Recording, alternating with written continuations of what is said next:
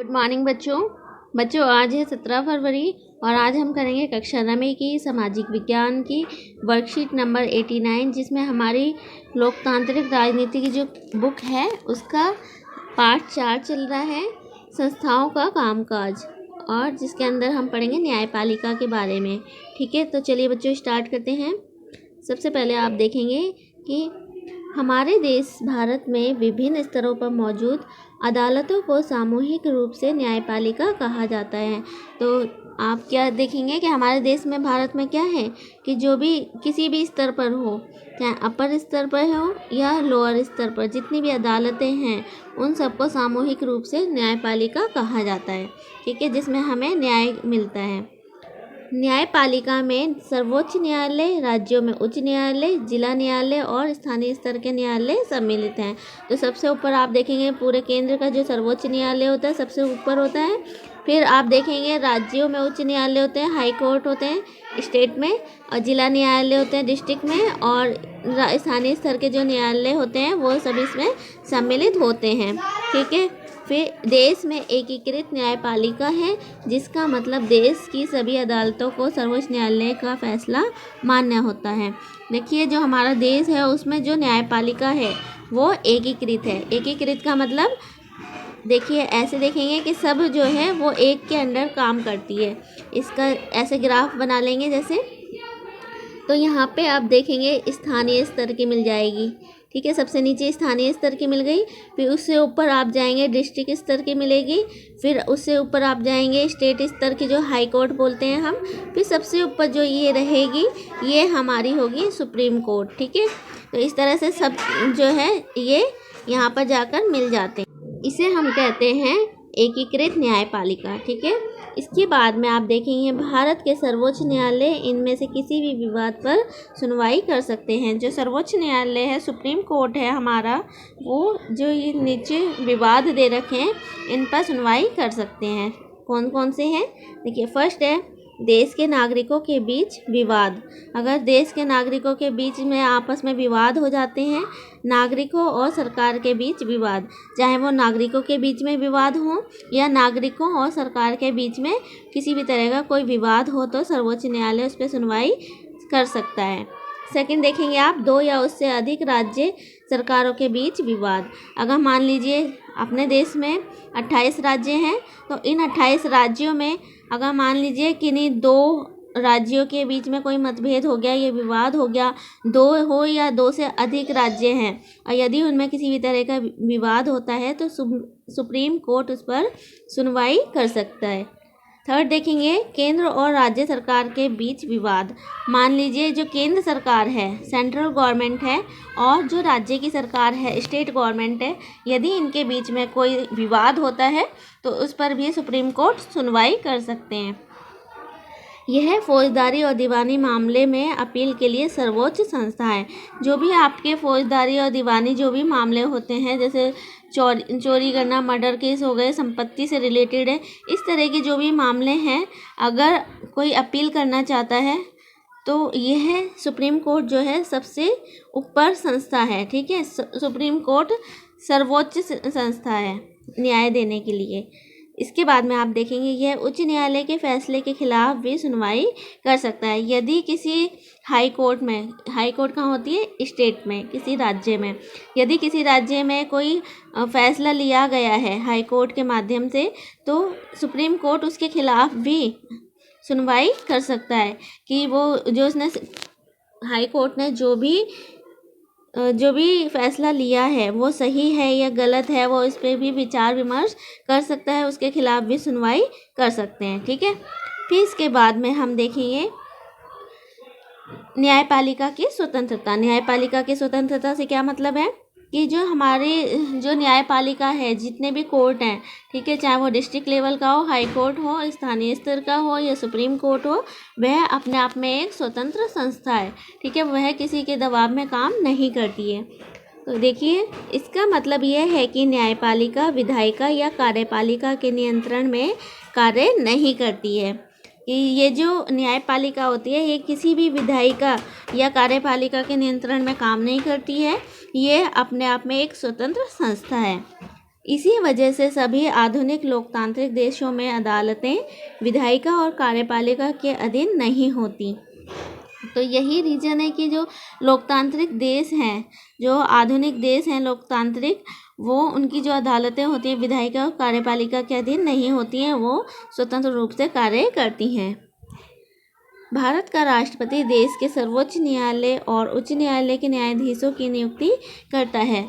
देखिए, जो high court है या सुप्रीम कोर्ट है, उच्च न्यायालय या सर्वोच्च न्यायालय जो हैं, उनमें जो सबसे ऊपर जो न्यायाधीश होते हैं, ठीक है, जो जजेस होते हैं, सबसे ऊपर जो बैठते हैं, सबसे ऊपर पद पर जो बैठते हैं, ऐसे न्यायाधीशों की नियुक्ति कौन करता है?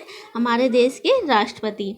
अमूमन सर्वोच्च न्यायालय के सबसे वरिष्ठ न्यायाधीश को ही प्रमुख न्यायाधीश नियुक्त किया जाता है। अधिकतर क्या देखा जाता है कि जो सर्वोच्च न्यायालय सुप्रीम कोर्ट है, उसमें जो सबसे वरिष्ठ है, मतलब सबसे ज़्यादा एज के जो न्यायाधीश होंगे, सबसे ज़्यादा जिनको एक्सपीरियंस होगा, उनको ही प्रमुख न्यायाधीश नियुक्त किया जाता है। एक बार किसी व्यक्ति को सर्वोच्च न्यायालय या उच्च न्यायालय का न्यायाधीश नियुक्त करने के बाद उसे उसके पद से हटाना लगभग असंभव हो जाता है। यदि कोई भी व्यक्ति सर्वोच्च न्यायालय या हाई कोर्ट का, उच्च न्यायालय का न्यायाधीश नियुक्त हो जाता है, अगर उसे न्यायाधीश बना दिया जाता है, जज बना दिया जाता है, तो उसे उसके पद से हटाना नामुमकिन हो जाता है, मतलब असंभव हो जाता है। कुछ ही कंडीशन होती हैं जिनके माध्यम से उन्हें हटा सकते हैं, नहीं तो उन्हें हटाना असंभव हो जाता है। किसी भी न्यायाधीश को हटाने के लिए संसद के दोनों सदनों में अलग अलग 2/3 बहुमत से अविश्वास प्रस्ताव पारित करना पड़ता है। देखिए, असंभव का मतलब क्या है कि मतलब जो मैंने अभी कहा कि कुछ कंडीशन ऐसी हो सकती है जिसके माध्यम से उन्हें हटाया जा सकता है, नहीं तो उन्हें हटाया नहीं जा सकता। तो वो कंडीशन क्या है कि जो संसद के दोनों सदन हैं, राज्यसभा और लोकसभा, जो उनकी सीटें हैं, जितनी सीटें हैं, उनका अगर 2/3 मेंबर को ही बहुमत कहा जाता है। तो 2/3 मेंबर जो हैं, अगर ये अविश्वास प्रस्ताव को पारित कर दे तो उन्हें न्यायाधीश को उनके पद से हटाया जा सकता है। ठीक है, फिर आगे देखते हैं हम न्यायपालिका और भारत का संविधान। सर्वोच्च न्यायालय और उच्च न्यायालय को देश के संविधान की व्याख्या करने का अधिकार है। जो हमारे सुप्रीम कोर्ट हैं और जो हाई कोर्ट हैं, उनको जो हमारे देश का जो संविधान है उसकी व्याख्या करने का अधिकार होता है। अगर न्यायपालिका को लगता है कि विधायिका का कोई कानून या कार्यपालिका की कोई कार्यवाही संविधान के खिलाफ है, तो वह केंद्र और राज्य स्तर पर ऐसी कानूनी कार्रवाई को अमान्य घोषित कर सकता है। देखिए, जो हमारे संविधान है, संविधान में क्या लिखा हुआ है उसकी व्याख्या करने का अधिकार जो होता है वो सर्वोच्च न्यायालय और उच्च न्यायालय को होता है। ठीक है, यदि उन्हें ऐसा लगता है कि कोई भी कार्य ऐसा किया गया है या कोई कानून ऐसा बना दिया गया है जो कि केंद्र और राज्य स्तर पर, जो कि कार्यपालिका की जो कोई भी कार्यवाही है संविधान के अगर खिलाफ है, ये संविधान से अलग जा रही है कोई भी कार्यवाही, तो वह केंद्र और राज्य सरकार पर ऐसी कानूनी कार्यवाही को अमान्य घोषित कर सकते हैं। किसी भी तरह की अगर कोई ऐसी कार्यवाही हो रही है जो हमें लगता है कि संविधान के खिलाफ है, तो उन पर भी कार्यवाही हो सकती है और उन्हें अमान्य घोषित किया जा सकता है। इस तरह यदि किसी कानून या कार्यपालिका की कार्रवाई को चुनौती मिलती है तो सर्वोच्च न्यायालय उसकी संवैधानिक वैधता तय करता है। यदि इस तरह का कोई केस सामने आ जाता है कि मतलब कि कोई ऐसा कार्यवाही हमें मिल गई है कार्यपालिका के माध्यम से या विधायिका का कोई कानून ऐसा है जो हमारे संविधान के खिलाफ है, तो इसके लिए जो हमारा सर्वोच्च न्यायालय होता है हमारे देश का, वो संविधान की वैधता को तय करता है कि क्या सही है और क्या गलत है। इसे हम न्यायिक समीक्षा के रूप में जानते हैं। तो इसे हम क्या कहते हैं? न्यायिक समीक्षा, जो संविधान की वैधता को तय करते हैं। सर्वोच्च न्यायालय ने ये भी फैसला दिया है कि यदि संविधान के मूलभूत सिद्धांतों में बदलाव नहीं कर सकती, तो सर्वोच्च न्यायालय ने क्या फैसला दिया है कि जो हमारे संविधान है उसके जो मूलभूत सिद्धांत लिखे गए हैं उसमें हमारी जो संसद है वो किसी भी तरह का कोई बदलाव नहीं कर सकती है। ठीक है, कि ऐसा नहीं है कि हम किसी भी जो सिद्धांत जो लिखे हुए हैं उनमें हम चेंजेस नहीं कर सकते, हाँ उनमें संशोधन जरूर कर सकते हैं। ठीक है, तो आगे देखिए, न्यायपालिका और मौलिक अधिकार। न्यायपालिका और मौलिक अधिकार के बारे में जानेंगे। भारतीय न्यायपालिका नागरिकों के मौलिक अधिकारों की रक्षा करती है। जो हमारे देश की न्यायपालिका है वो नागरिकों के जो मौलिक अधिकार मिले हुए हैं, मूल अधिकार मिले हैं जो कि 6 अधिकार हैं, उनकी रक्षा करती है। यानी नागरिक अपने मौलिक अधिकारों के उल्लंघन होने पर न्यायालय भी जा सकते हैं। इसका मतलब ये है कि यदि किसी नागरिक को लगता है कि उनके मूल अधिकारों का उल्लंघन हो रहा है किसी भी प्रकार से, तो वह न्यायालय में जा सकते हैं, चाहे वो हाई कोर्ट हो या फिर सुप्रीम कोर्ट हो। हाल के वर्षों में अदालतों ने सार्वजनिक हित और मानवाधिकारों के संरक्षण के लिए विभिन्न फैसले और निर्देश दिए हैं। इन्हीं वजह से लोग न्यायपालिका पर काफ़ी विश्वास करते हैं। तो हाल के ही कुछ वर्षों में क्या किया अदालत ने, जो सार्वजनिक हित को ध्यान में रखते हुए, मानव के अधिकारों को ध्यान में रखते हुए उनके संरक्षण के लिए इस तरह के फैसले लिए हैं या निर्देश दिए हैं, जिनके कारण लोगों को भी न्यायपालिका पर काफ़ी विश्वास हो गया है। इसके बाद में हमारे क्वेश्चंस आ जाते हैं। फर्स्ट क्वेश्चन है हमारा, न्यायपालिका किसे कहते हैं? इसमें कौन कौन से न्यायालय शामिल होते हैं? तो न्यायपालिका किसे कहते हैं? देखेंगे, जो हमारे देश में जो भी ऐसी मौजूद अदालतें हैं, ठीक है, चाहे वो किसी भी स्तर की हों, जो हमें न्याय दिलाने का कार्य करती हैं, वो क्या कहलाती है? न्यायपालिका। ठीक है, तो इसके अंदर कौन कौन से स्तर की न्यायपालिका आती है? पहले आती है सर्वोच्च न्यायालय जिसे हम सुप्रीम कोर्ट के नाम से जानते हैं।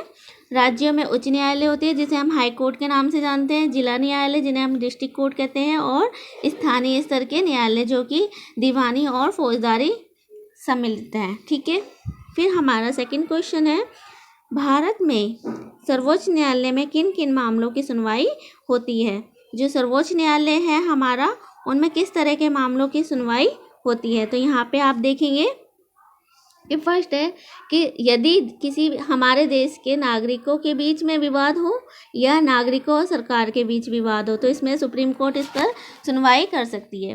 और सेकंड देखेंगे, 2 या 2 से अधिक राज्य सरकारों के बीच में यदि कोई विवाद होता है तो उस पर भी सुप्रीम कोर्ट अपना फैसला सुना सकती है।